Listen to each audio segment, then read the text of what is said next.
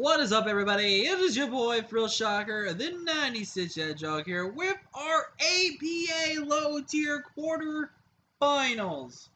We finished this season in 6th place in the rankings in the regular season. We went 6-4 with a +9 differential. Honestly, one of my strong sites when it comes to depth, not counting in a certain league that I'm still not going to stay, whether it had been on there or not, because I don't care for the league anymore. Excuse me, mind the timing. It's almost midnight for me, as you can clearly say, so I'm just trying to get this team, because I just literally finished this team builder, and while I'm still partially awake, I want to go and get this done. But before we get into the team builder here, guys, leave a like, give it ready, subscribe if you are new, join the Phil Shocker crew today, because you'll be thrilling with the king of the crew. And with that being said, let's break down this match up here. We are going against Jacob again in the Las Vegas Corviknights. Last time we faced Jacob, he literally let Drifblim just do Drifblim things.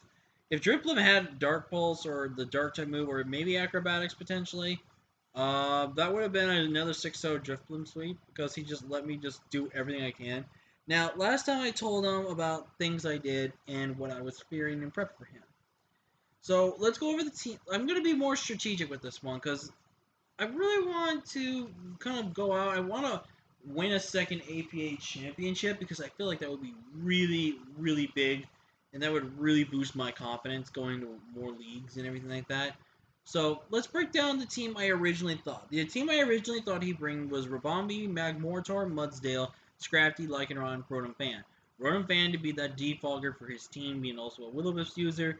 Lycanroc to be either a Choice Scarf or Choice Band user. Scrafty to maybe be a mix of either Leftovers, Assault Vest. Mudsdale to be a Leftovers, just bulky set with rocks. Magmortar to potentially be Scarf, Specs, potentially, or maybe something else. And then Rabombi to be potentially Sticky Webs and just also a Quiver Dance Dual Stab Pokemon or something like that. Or to have Psychic coverage potentially, which I don't know. But the team he brought versus us last time was Lycanroc, Magmortar, Serena, Ambipom, Mudsdale, and Meloetta. And looking at his team, Meloetta was Leftovers. I didn't put that on there, but it was Leftovers with Hyper Voice, Psyshock, and Calm Mind. That thing was kind of a standard, I think, relatively max speed Meloetta set, I think. I could be wrong. But regardless, it was definitely something that was relatively fast, and so realistically, Meloetta was a little bit problematic. Mudsdale, if I had to take a guess, it did show off Rock Tomb Toxic, but I had to take the assumption, definitely assumption that Earthquake was definitely on that set, Leftovers, and then being the Stamina. I'm going to say that Rocks was his 4th move, just because I felt like Rocks against my team was really good. So definitely something to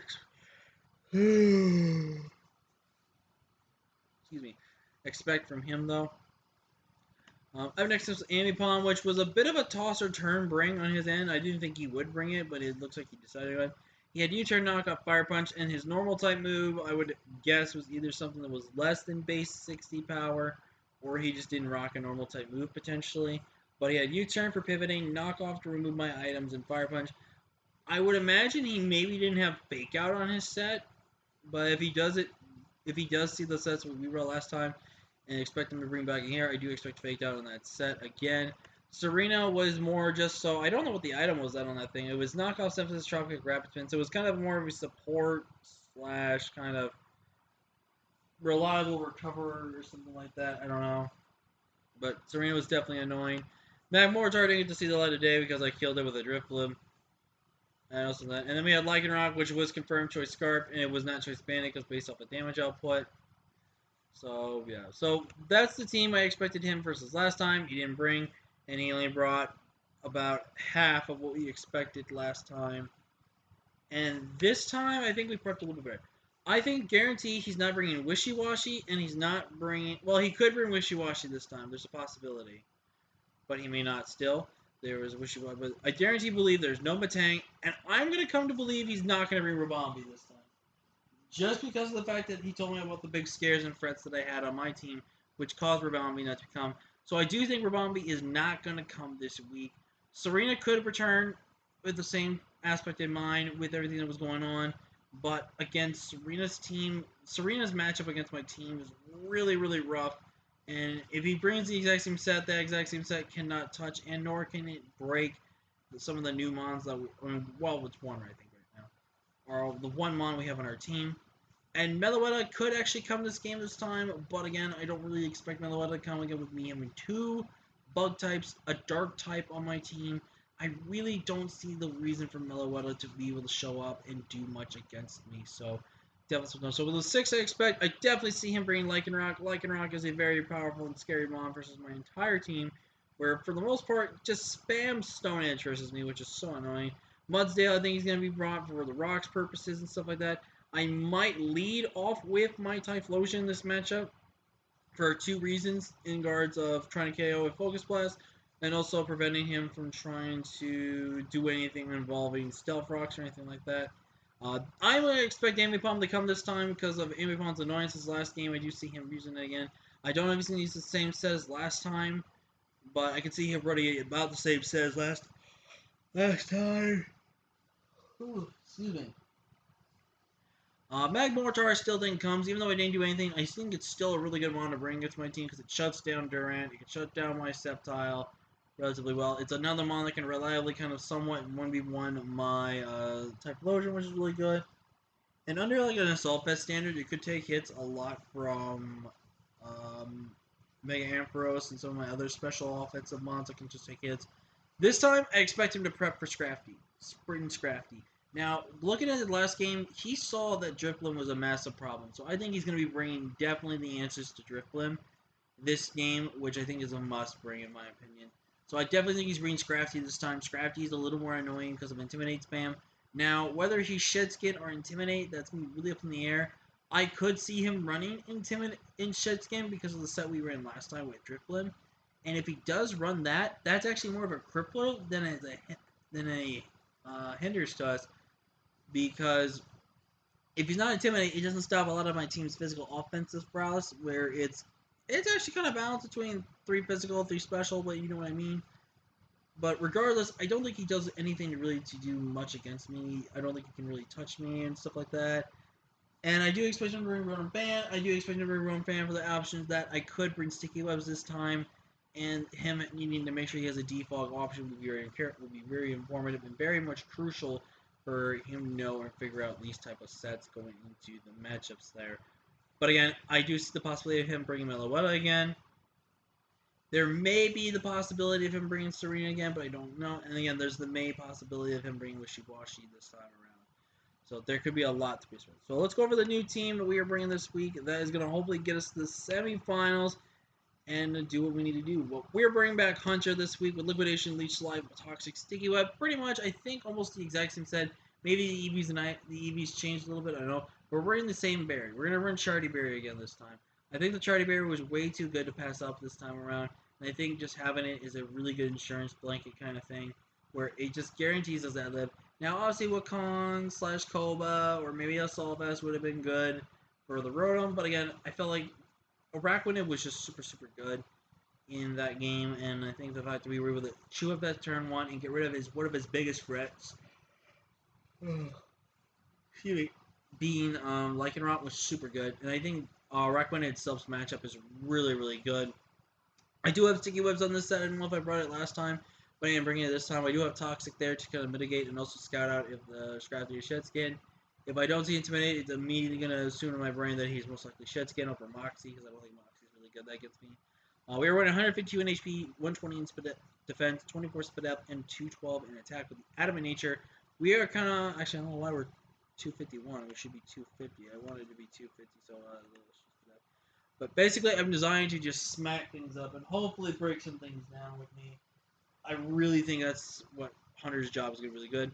We are bringing Solar. Now, I don't remember if we brought Scarf with Modest or Timid, but if we went Timid last time, we're going Modest this time. And the reason I'm going to go Modest this time, if I didn't go Modest last time, is I want to smack some stuff up. I want to lay down some kills right here. And I think that's what I'm going to do with this Typhlosion. Typhlosion's matchup in this game is it's just so good. With specs, I should be able to inferior to 2 AK on Magmortar with Focus Blast. I can knock out Lycanroc with this thing.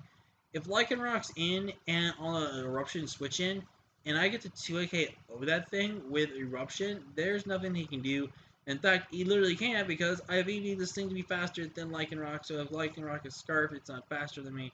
Unless webs are up, then it is faster than me. But even so, outside of webs, and it does not receive the choice, if it's Scarf, and it's just choice banded, then I'm still faster in that type of regard. So a lot of things to process here, but I think Typhlosion could be a good breaker slash potential win con of this game. If I don't see Magmortar, this might be my lead going into the game. If I don't see Magmortar and Lycanroc, this is 100% one of the things I have to be very careful. Like, obviously, Wishy-Washy would be a little bit of a problem, but I kind of don't care.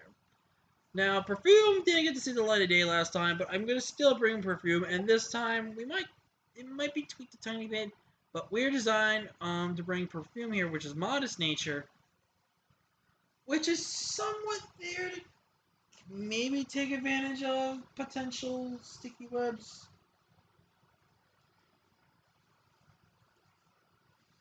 But I don't know. But Aromatisse is really, really good in this game. I really, really believe Aromatisse is super good in this game. He really does not have good stations to fire types. He does not have a good steel type that he can bring in this matchup. And his only resistance is Magmortar. And again, if Magmortar was not even assault vested, which I'm pretty sure it wasn't assault vested last time, Aromatisse just wins. We do have Toxic there to whittle things down and also detox the Magmortar. And then once I get a Trick Room up and I get like 1 or 2 nasty plots off, I literally just win the game under Trick Room or I just break under Trick Room. And actually, speaking of which, maybe I should make sure I'm Aurora Veil so that way no one can taunt me. So very good in there. I'm just bringing Chainsaw. Chainsaw was kind of ripped away of its kills and whatever else it can do because it missed first impression, which is a move I literally did not think and or assumed I could miss. I'm not gonna lie to you. When I thought it was a priority move and stuff like that, it is. Because literally before that game, I never missed first impression with Durant. You guys seen that in the one battle against either Cody, Shoot, or whoever it was. But I literally never missed, and then before that as well, I never missed first impression. So I actually did not know it was possible to miss first impression with it. But we are going to go with a different route this time. We're going to kind of get the idea that we had when it came to our Week 10 game against Leaf. We're running Agility Home Claws again with Metal Coat. With Metal Coat, and if I can get a Home Claws off, 100% I don't worry about Magmortar. 100% I don't stress about anything else on my team. With having the Metal Coat, it gives me a boost to my Iron Head. So it's kind of almost like a mini choice span only on Iron Head specifically. Because if you're literally a team besides the Wishy-Washy, the Matang, and the Magmortar, and even arguably sometimes the Rotom Fan, I kind of get to spam Iron Head in this match. So I felt like it was really, really good. We're running 100 HP, max attack, and 156 speed. That speed is to make sure we are faster than, I believe that is also, we're faster than Lycanroc, I know that for a fact. And I believe we're faster than Meloetta in case Meloetta was max speed last time. And I want to make sure we are faster. Now, with an agility set, I would have ran a lot more kind of bulk in some ways. But what I decided to do is that I wanted to kind of custom tailor this set. So this set is designed to be faster than Meloetta and below. But with the agility, I'm faster than any Scarfer on his team. Guaranteed. There's no ifs, ands, or buts about it. I am faster. Now, I might have to rely on Hustle without my Home Claws boost, but I think it's worth the risk, and I think it's going to pay off in the long run. I'm just bringing Geico. We're not bringing Unburden this time. We're going to actually run a standard offensive set without Unburden. We're running Acrobatics, Sword Dance, Leaf Blade, and Rock Slide. Now, why do I have Acrobatics, you may ask? Well, Acrobatics is only there in case we do see Miss Serena. Now, he has to be careful not to click knockoff on me because, for one, it does trigger my Unburden.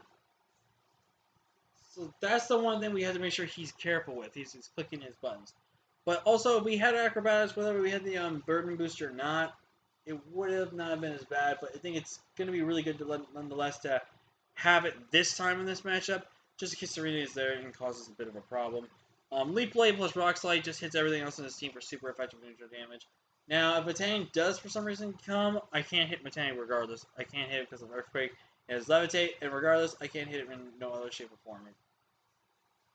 But regardless, I think Subtile can actually win once we get a Swords Dance up. Because unless he has anything that's Scarf, this thing outspeeds his entire team because Ambipon is as fast as Mon, and we do outspeed Ambipon.